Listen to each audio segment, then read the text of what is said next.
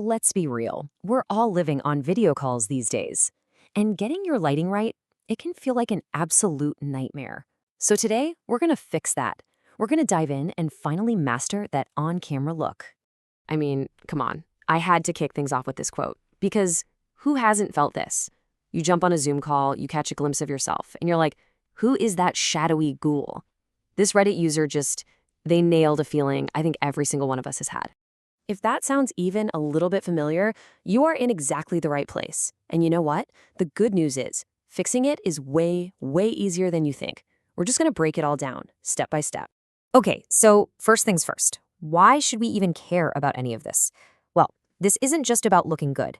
It's actually about being a better communicator. This right here is the perfect way to think about it. You know when you're on a phone call and the connection is terrible, all crackly and full of static, it's impossible to focus on what the other person is saying. Well, bad lighting is the visual version of that. It's just a barrier, plain and simple. So where do we start? We start with the most powerful, most flattering, and best of all, completely free light source that exists, the sun. The whole trick is just learning how to use it the right way. Listen, if you take away literally one thing from this entire explainer, please make it this. This is the golden rule, the alpha and the omega of good lighting. Your main light, whether it's a window or a lamp, has to be in front of you. And this slide just shows you everything. Look at the difference. When that big, bright window is behind you, your camera freaks out and exposes for the window, which turns you into a completely featureless silhouette. But then, all you have to do is turn your desk around, and boom! Your face is clear, professional, and evenly lit. It's the biggest, easiest fix you can possibly make. Now, of course, sometimes the sun can be a little intense, right? If you're getting blasted with direct sunlight and you look all washed out, you just need to diffuse it. A sheer curtain works wonders, or even just tweaking your blinds. That'll soften that harsh light into something way more flattering. And if you've got a window on your side that's causing problems, a blackout curtain can just knock that right out. But okay, what if you're working in a room with no good windows, or you're a night owl taking calls after the sun goes down? That's when we have to create our own light. And guess what? The exact same rules apply. The big concept to understand with artificial light is quality. What you're aiming for is what's called soft light. You don't want a harsh, bare bulb just blast in your face. You want diffused, even light.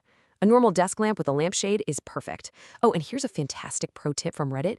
Get a cheap shop light, point it at a white wall, and let that beautiful bounced light do all the work for you. And where you put that light is just as critical. If you put it right above you, you get those weird, spooky shadows under your eyes. And light from below, well, that's how you tell scary stories around a campfire.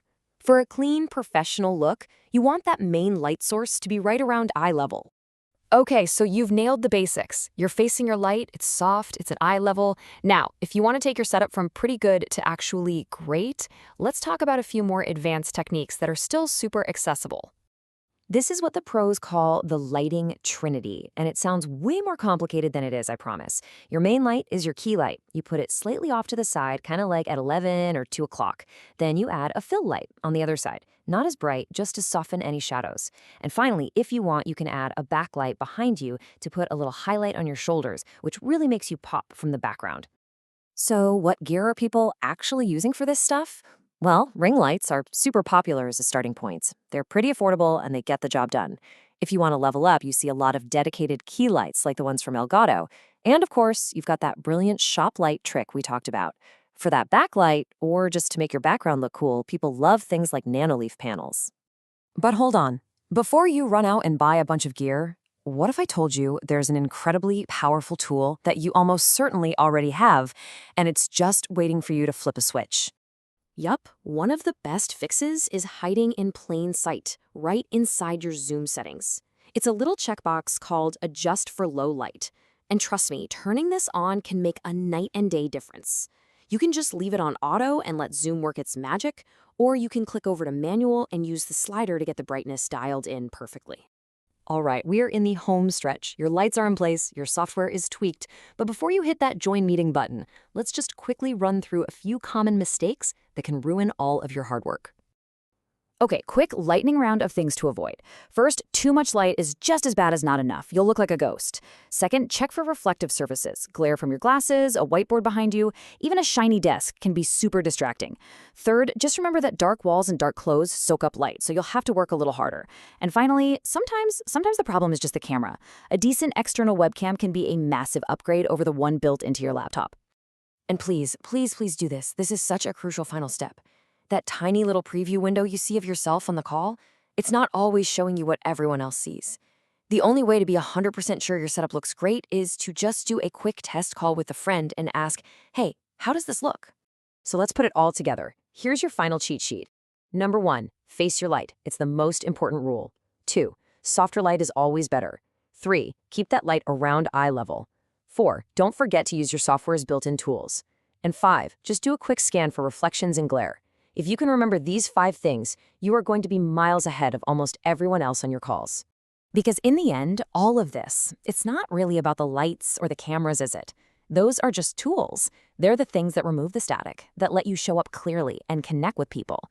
So the real question isn't about lamps or windows. It's, now that people can see you clearly, what are you going to say?